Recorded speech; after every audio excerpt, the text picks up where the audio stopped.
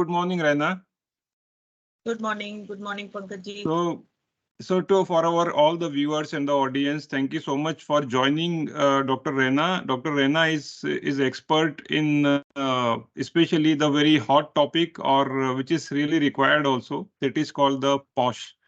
Right, she's a trainer and the coach, especially for POSH, and this is the emerging need for the country.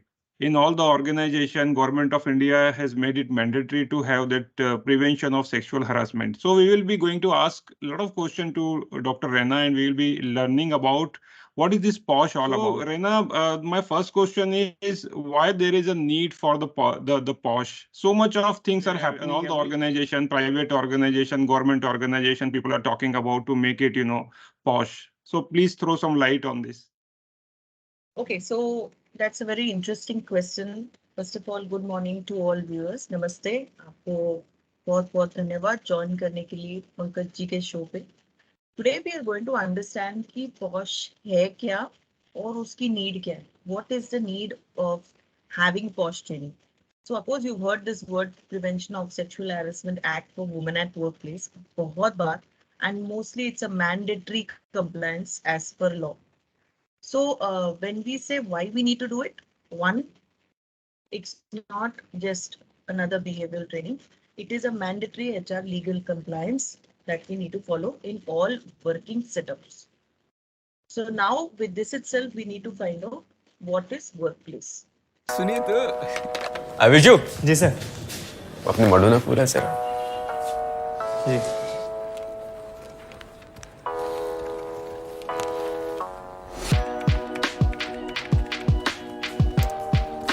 Meenakshi madam. हाँ. शर्मा.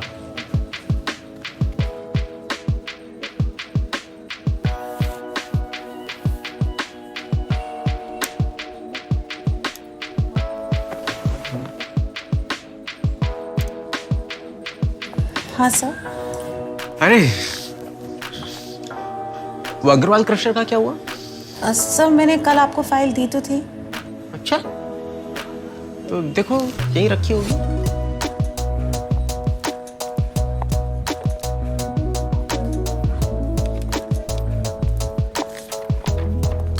बैठो. Where there is work happening is workplace. So अगर आप आज देखोगे, wherever you see today, you have all places where work is happening. When you are working at home, somebody's workplace is involved, and who are them? They are maids, they are workmen, they are people who are supporting you at home. If you step out of your home, again you have a different workplace for all the people who are supporting in your society. So one, it's a mandatory HR compliance. Two, you want to always provide a workplace that is safe for all working professionals. चाय कम होती जा रही है विशु.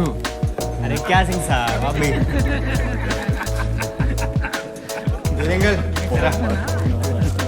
बहुत बदन दर्द कर रहा है. वो अग्रवाल क्रशर का क्या हुआ? सर मैंने कल आपको फाइल दी तो थी. अच्छा, तो देखो यहीं रखी होगी.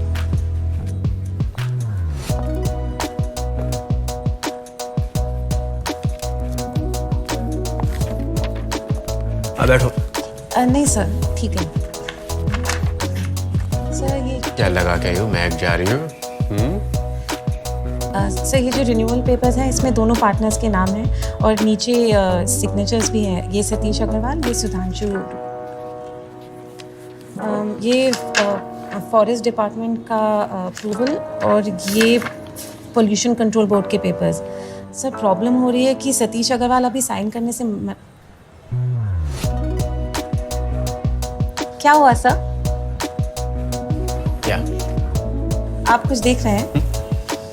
मतलब? Employees' productivity is directly proportional to the safety of the workplace. So we always say increase productivity, job satisfaction, happier workplaces, conducive workplaces. Maximum employee engagement can only happen when you have a workplace that is free from sexual harassment, sexual abuse, any kind of other hindrances that cause the employee to feel uncomfortable or discomforting. Third, If you want your employees to interact with each other, have a team work on challenges and opportunities, you need to have a workplace that is cohesive. So for more employee retention, for cohesiveness, greater quality, and higher retention of workplace culture, we need to work having certain policies. And the first policy that comes into place is safety policy. So the fourth thing is that if we don't have this mandatory compliance, then we are attracting also penalties. So as per Government of India, we have a minimum penalty of up to 50,000 rupees if we are not incorporating this law. There can also be some chances of legal provisions to take place, and financially the company can be hit. It can also come under the blacklisting if there is some occurrence that is happening if you don't have this act into place. And conducting regular awareness sessions will only create more and more awareness in what is sexual harassment and what is not. Because everything that is sexual harassment is not only caused because of some kind of physical touch or in the context of rape or anything which is more. Even smaller instances can come under sexual harassment, and that is what is important to do. So we say this training is important. And overall, an organizational culture, an organizational vision, an organizational growth, and to protect the utmost, we say the priority of the organization is respect, integrity, and so reputation and goodwill can only happen when the employees, the people, the growth, the organizational productivity, and at large, the organization is having a system in place. So to ensure legal compliance, to comply with the law, to work on a mandatory compliance goal, taking care of the people who are the foundation for your company, we need to maintain POSH compliance. If you ask me why, this is the answer for it for all the viewers here. Yeah, so wonderful. Let this, this podcast will become a small, brief pause session for all the people, those who are watching it. Now, when it comes to POSH, I remember the case which is in Rajasthan, Bhavari Devi case, Vishakha Guideline. So I feel that that's the case happened which has emerged the need of POSH implementation by Government of India. Can you throw some light on the background of the POSH is becoming mandatory in India? Yes. So many people know that maybe Nirbhaya would be the reason why POSH is here. But Nirbhaya is just one reason why POSH was enforced even more strongly. I will go back to the context from where what people know to what we know today. Okay. Mhm. This is in the time period of when we were when the United Nations was launching an articleship or a convention was happening at United Nations, where they asked even India to become a part of that treaty. So what was the convention about? The Convention of Elimination of Discrimination of All Women Against Sexual Harassment. And that that treaty was called CEDAW, CEDAW, by Convention of Elimination of Discrimination Against All Women at Workplace. This was taking place at US, at the United Nations, where they asked all countries across prohibition of any form of discrimination at employment, not in public places, at employment. That is where we come into the context of workplace. So this happened around 1990. Specifically, if you ask me, in 1992, the committee had filed a convention issuing the recommendation that does India want to also participate. India was one of the countries, and the recommendation articles under section 19 was addressed. We got approved, and we are also one of the workplaces which strongly supports that women should be placed in an employee space free from sexual harassment. During that time period, I think in India, we have always had one body taking care of all and we know all these laws coming from one book, that is Constitution of India. If from Constitution of India, we have a list of Indian Penal Code laws, IPC, through which we were addressing sexual abuse, sexual harassment, outraging the modesty of women, disrespect to women, any kind of gesture, act, insult that's happening to women.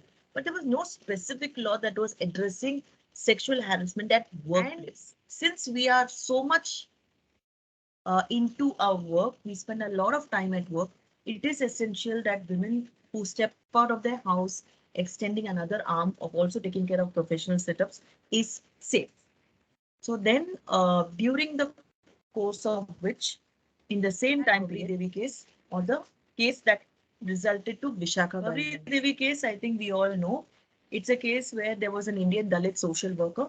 During the course of her social work when she was in a village in a small gaon, Bhateri, Rajasthan, she came out and stopped child marriages, and during the course of which the upper class men who were around, who she stopped for the child marriage, she was gang raped by them, not once but twice.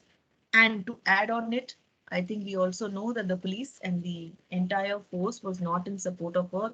They did not file a PIL. With great difficulty, she went and she made a first FIR. After the first FIR also, there was no support given because they came back saying that yes, she did not come in. For some reasons, they showed her to be a negative or to be a person who's lying. Thirdly, when she went up to the court at High Court level, I think the High Court also did not take her statement seriously, saying, our India, saying that because she was from Dalit and from a very low class, and her the upper class men were from the upper class would not touch the lower class is what their claim was. But she was gang raped by them, and then because of the repeated events of she getting gang raped, her husband undergoing a lot of issues with regard to the entire system that was made in that small village, she could not get higher support in that area. But because there was an NGO and she was a Sathin, she was somebody who was supporting child marriage and women's services, Vishakha guidelines came into effect because Vishakha NGO filed her PIL with the help of other women organizations. And there we came out with a strong act, which is through Vishakha guidelines, act called POSH Act, specifically defines what are the laws, what are the provisions under this to maintain safety against all women at workplace from discrimination of any kind, any form, directly, indirectly, implied or explicit. So this was the background of the law. Of course, it enforces 4 articles, Article 14, 15, 19 and 21, which talk about respect, dignity, rights of women, and also that they can do any work free from sexual harassment, sexual abuse, picking up any trade, occupation, or any kind of work at workplace. So that's the background of the law and the act for the viewers. More, if you'd like to know, you can always ping to us. We can provide you the background of the act and reach out at Right to Rise, where we want every woman, every man today to know the laws and the rights of the land. So yes. Very good. Thank you so much for a very elaborative answer. And this is really very helpful for bringing the real knowledge here. Now, Yes. coming to the next question, means how many women are actually suffering with, such cases, and how many really go for the complaint? So, number one is, do we have any such data which helps us to understand that what is the number of cases which are actually filed, and what is the impact of on the woman's psychology at the workplace? So when we pose questions, it becomes easier for us to try to understand the data or the statistics behind. If we Google out at the right sources, I don't say just Google out, because when you Google out, you get hundreds of answers. But when you are searching something, if you are not searching with context, if you're not searching with the right sources, you will get wrong information. So yes, there are right sources where United Nations, Government of India, Ministry of Women and Children, they give you the right statistics and numbers as per state, as per country, as per origin, in certain sectors, zones, districts. That these are the number of cases that are coming out every day. And let me tell you, now at least the status has been so far that earlier it was more women getting harassed. Now it is more men getting harassed, because when we are teaching Sexual Harassment Act, we also need to understand, instead of now a woman oriented act, we are now creating more gender neutral policy. If you ask how many cases, there are a lot of cases even occurring now, pre-pandemic, post-pandemic, during pandemic. because sexual harassment doesn't happen only from male to male or male to female or female to male. It happens from all genders. Secondly, me a number, this number keeps changing all the time. But even in Maharashtra, we have close to about 1,000+ cases every month. In spite of having the law in place, in spite of having all the provisions in place, in spite of many companies set up saying that we have the act, we have the policy, we have the awareness done. Let me post back the question to you. Having just a policy document, having just a half an hour inception training for newcomers, not doing anything beyond an awareness session, a policy, and an annual report, do you think we suddenly become safe? I would am say giving a no. pause here. Yes, absolutely no. Just by forming a system, we are saying that we are trying to prevent. We are not saying it's completely getting eliminated. So if we are saying we're trying to prevent, there is steps of prohibition, there is steps of redressal, there is steps of reinventing, rebounding, re-hitting on the saying that no sexual harassment is to be allowed anywhere in workplace so that women get so it is very important that we are keeping this on top of our mind that it can happen in many ways, and sometimes unconsciously we are talking on situations where we are maybe doing a sexually colored remark about people's body shape, look, hair, the way they look, the body parts, the kind of marks that we have, maybe the tattoo marks, maybe the birth marks, maybe the way the person comes from, which background, the religion, the caste, the creed, any are actually vindicating him with some statement which is a sexually colored remark. Again, because we are so technology bound, the usage of WhatsApp, emails, and many other technologies, we fail to understand that everything that you pass has an ownership. No matter it's a forward, no matter it's a picture, no matter it's a WhatsApp group that's very casual, it's not okay if you start discussing about somebody on a professional front in the professional group. So it might be a casual group, still among the professional employees, it's still not okay. So there are little elements of us understanding the 5 important parts of sexual harassment, which I say physical contact, any demand or request of sexual favors, showing pornography of any kind, sexually colored remarks, and any other verbal, physical, non-verbal conduct of sexual nature, directly, indirectly, implied or explicit form, where we are causing sexual abuse, harassment, or any unwanted touch or unwanted feel sexual in nature. So we have to see the context, what's happening. Now asking on the cases. There have been many cases and some of them that I can list on word, maybe not the personal cases which are individualistic for everybody, but there are cases like Rupan, Diol, Bajaj versus KPS Gill, where we see a senior IAS officer, a person who's sitting in a very credentialed place, getting sexually harassed by a subordinate superior officer. So yes, there is a person who is in the army, Navy, Air Force, and sexually abuses a subordinate officer's wife, not knowing and understanding that when he is drinking, when he is in an unconscious position, then he's actually not even realizing what he does. So there is a gap over there to understand that even if we are in a social gathering, which is a professional party, we cannot go beyond our lines because the workplace get extended also to our spouses and the people who are coming around. Secondly, landmark judgment, which we all know, Vishakha versus State of Rajasthan, a place where Bhavari Devi, still a Dalit worker, still a social worker, on work, she is trying to stop child marriages, even though we're in a village setup, in a small setup, the workplace is still extending there. There are places where tribal villages are there. There are places where NGOs are existing. There are situations where we talk in Apparel Export Promotion Council versus AK Chopra, where we're talking about a council chairman accusing his secretary. Organizational, banking, hospitals, hospitality, NGOs, schools, colleges, any of these sectors that we're seeing, including the unorganized sectors.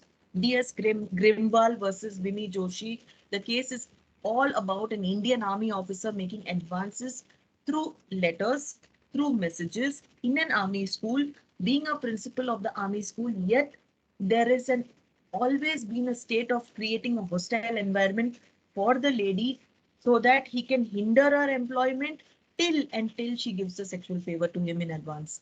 So time and again we've seen all these cases, and they can be listed. Medha Kotwal versus Union of India, highlighting all the sexual advances and harassment made not effectively because there was no proper IC committee formed.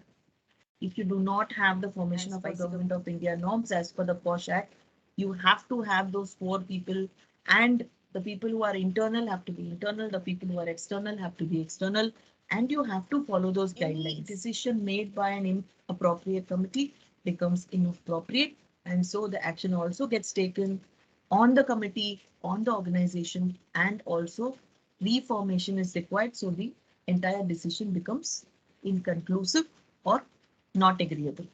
So there are many situations like this. If I keep iterating, personal situations, yes. At organizations, we do get cases, and cases can be small, big, blown up. They can be women over men. They can be sexual advances or sexual favors asked. They can be man to man when we are not realizing what are the statements that we use, what are the gestures that we do unconditionally, unconsciously. We are going on hitting on them about the same targeted statement. These are some things that, we need to be very aware. So in POSH, we always say 2 C's, conscious and cautious. You need to be conscious of what you do, and you need to be cautious in whatever you say.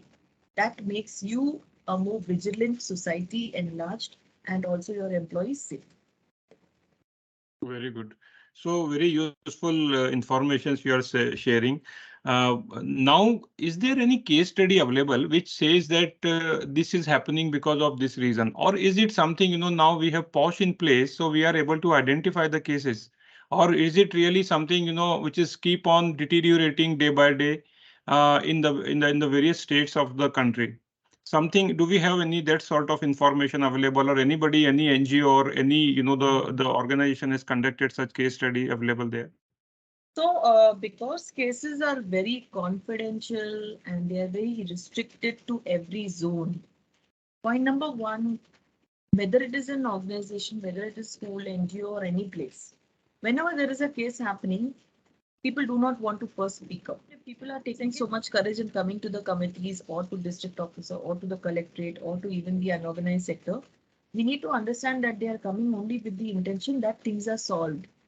The case is being taken care. The person who's doing the abuse is being stopped. But even though we have this she box, of Women and Children has set up the she box, many a times in the she box, that's a public place where people who are not getting help in their own workplace, they can go and reach out to the government. Even if they put it there, they need to put all the details well defined.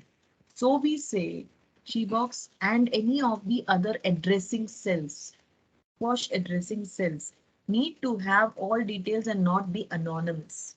So when cases come to us, if they are anonymous or they are not complete, we can't help them. Second, POSH rules and POSH Act are very well defined. So you can find that anywhere. You can Google them out, you can read them. That's where we say all the rights, all the laws are all open to you given by the government. Statistics are all available on the Ministry of Women and Children. List of cases are all available. Annual reports are all filed. All of these can be detected by any legal officer who's working into the areas of POSH. Yes, it's not open to public. Once everything is open to public, then what happens is people also learn from that and they start taking more actions which are not in favor of implementation of the act. So these are all legal documents. They are not open to public, but yes, any of the normal cases that are happening with big companies, with NGOs, any of these cases are all there and you can always read them. We also get some of the little nitty-gritties of cases that are happening with big schools, big organizations, big individuals who are prominently seen as celebrities or as big names in the society. We do get little tidbits here and there for the only reason not all details are defined, so that people are not pinpointing on so and so or not misusing the details. So confidentiality is the main clause here in the act. None of the details will be open out to you anywhere. But I think India is one of the best and the strongest act in with regards to sexual harassment in comparison to other countries. Other countries are following it to the T because their law is very strong. But to provide some provision here for all the women and for other genders today. I think POSH Act is a very strong initiative that government has taken, and it's very strongly getting fulfilled at all workplaces. At least traversing from 2012 onwards, 2013 when the act came out, 9th December 2013 is when we formulated the act. It has become stronger day by day in the last 10 to 11 years as of today. Yeah. Thank you so much for all these insights. Now, from your organization does a lot of work, especially in this field, and from your all the past experiences, do we have any industry-related data? Now, looking into the emergence and the evolution into the technology kind of thing, do you have any data of industry specific that the number of cases pertaining to this particular industries are increasing or decreasing, or which is becoming, the maybe the main concern, especially for entire industry and for the women's? Uh, I think I would not probably tell this industry or that industry, but yes, I can always say that sexual harassment, sexual abuse extends also to youth and children, and because it can be any industry where awareness is nil or zero or very less, they are susceptible to harassment. Schools are one area where some of them are taking the advances of understanding POSH and POXO. But many of the schools which are SSC, CBSE, and a lot of other higher level schools are not taking that provision to bring in awareness to different levels like parents, school teachers, their trustees, and also their management with students. So there are different verticals. They should seriously start taking it more prominently, because some of them are doing it, some of them are not. So that's one area I find that a lot of cases happen. If we take manufacturing, IT, pharma, oil, natural gas, uh, okay, fairly enough, I think most of them are doing it. Less amount of cases might happen. Again, banking industry, a lot of them are doing it from their head office level. So it is basically more of a tick mark training. I don't see a lot of trainings happening over there on a face-to-face level. So again, it's more importantly a focus that we need to actually get into the system and understand how it actually happens. It's not about just uh, the the vulnerability, the sensitivity, the awareness of an individual understanding how it happens and from where the person comes. Even to walk up to an IC committee would only be um, acceptable when you understand that there are situations that happen. So when we actually do the skill training, Right to Rise goes and does either an IC training or an IC specialist training or a first time managers training or a senior level managers training, a boss training. These are more advanced level trainings where we are focusing on how and why situational basis these people come across situations. There are more case studies, there are more scenarios that we enact, role plays, case studies, different kind of methodologies that we use for them to understand that at each level, according to the sector of work, how is it happening? How do they differentiate of whether it's an actual case, whether it's a goofed up case, whether it is a malicious intent, whether it's a fraud, whether the accused is actually cooking up a story, how to differentiate between sexual harassment and normal harassment. So POSH has to be dealt differently with different proper measures when you understand the scenario, the context. So we always say that legalities and complexities will always be there because it's not one fit for all organizations. But yes, I see some of these areas that need to be taken care. I think the rest hospitality, legal firms, hospitals, somewhere they are still doing it, and it's fine because they are at least sensitive to the scenario they are around with. But this is the overall idea of what I wanted to share. Maybe in due future, we have more and more people from these areas to come up and say, yes, we want Right to Rise and the people who are in similar kind of work to take up. Yeah. Of course, yes, governments take care a lot of provisions. They are doing great reviews, annual reports, quarterly reports, very much in provision to the law and the act. So I salute all of them to continue doing that. But yes, these are some of the sectors that I see. I feel personally, in all the corporates, there are we have this ICW committee. So Yes. the ICW committee roles and responsibilities, are they really actually doing the things? And each and every employee at the time of when you are putting them for the induction program, we know this should be a part of the induction program. We need to make this thing each and every employee Compulsory. responsible. Yeah, responsible to follow the guideline and the especially going through the POSH. So this is one thing. How do you see that? What should be the repetitive kind of training, or what is the most effective way to educate the employees in an organization? Fairness is one thing, Pankaji. When we are walking into organizations, we always say that it's not one awareness session in a year, it's at least 2 or 3. Now, each and every organization has a very different approach to do it. Some of them say yes in the beginning itself that we want to have 2 awareness sessions.